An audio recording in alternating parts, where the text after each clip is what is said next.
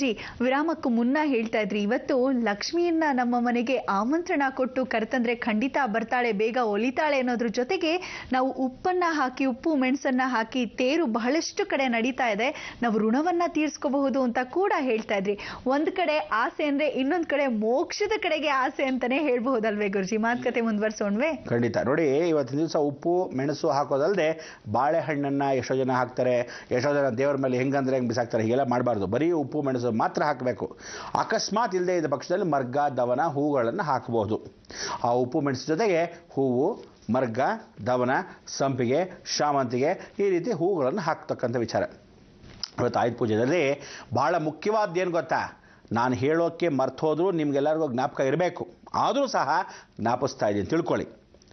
ಗಜಾಶ್ವ ಪೂಜೆ ಅಂತ ಕರಿತೀವಿ. ಅಂದರೆ ಆನೆ, ಹಸುಗಳ, ಎತ್ತುಗಳ, ವಿಶೇಷವಾಗಿರ್ತಕ್ಕಂಥ ಕುದುರೆಗಳನ್ನು ಇವತ್ತು ಪೂಜೆಯನ್ನು ಮಾಡ್ಬೋದು.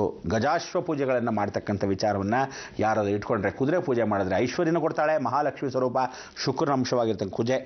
ಅದೇ ಗುರು ಸ್ವರೂಪದಲ್ಲಿರ್ತಕ್ಕಂಥವ್ರು ಎತ್ತು, ಆ ವಿಶೇಷವಾಗಿರ್ತಕ್ಕಂಥ ಹಸು, ಕಾಮಧೇನು, ಅದಾದ ಮೇಲೆ ಗಜಾಶ್ವ ಅಂತಕ್ಕಂಥದ್ದು ಶುಕ್ರ, ಗುರು ಇಬ್ಬರೂ ಸೇರಿರ್ತಕ್ಕಂಥ, ದೇವಗುರು, ಅಸುರ ಗುರು ಇಬ್ಬರೂ ಸೇರಿರ್ತಕ್ಕಂಥದ್ದು ಮದದ ಆನೆ. ಅಂದರೆ ದೊಡ್ಡ ಆನೆ ಗಜ ಪೂಜೆಯನ್ನು ಮಾಡಿದಾಗ ಸಾಕ್ಷಾತ್ ಸರ್ವಕಾರ್ಯ ಸಿದ್ಧಿ ಗಜಕೇಸರಿ ಯೋಗವನ್ನು ಅನುಭವಿಸ್ತೀರಾ.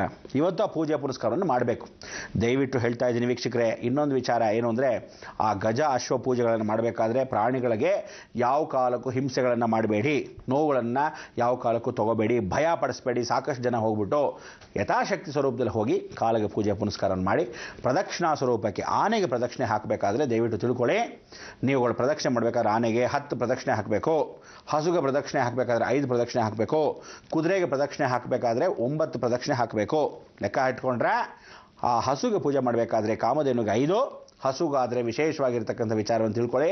ಆ ಗಜ ಪೂಜೆಯನ್ನು ಮಾಡಬೇಕಾದ್ರೆ 10 ಪ್ರದಕ್ಷಿಣೆ ಹಾಕಬೇಕು, 9 ಪ್ರದಕ್ಷಿಣೆಗಳು ಹಾಕ್ತಕ್ಕಂಥದ್ದು ಯಾರಿಗೆ? ಕುದುರೆಗೆ. ಅದಕ್ಕೆ ಈ ರೀತಿಯಾಗಿ ಕುಜನ ಮುಖಾಂತರ ಶುಕ್ರನ ಪೂಜೆ, ಗಜನ ಮುಖಾಂತರ ವಿಶೇಷವಾಗಿ ಸೂರ್ಯನ ಪೂಜೆ, ಅನುಗ್ರಹ ಹಸುಗೆ ಮುಖಾಂತರವಾಗಿ ಗುರು ಪೂಜೆ, ಬುಧ ಅಂದರೆ ಹಂಸಯೋಗ 5 ಪ್ರದಕ್ಷಿಣಾ ಪೂಜೆ.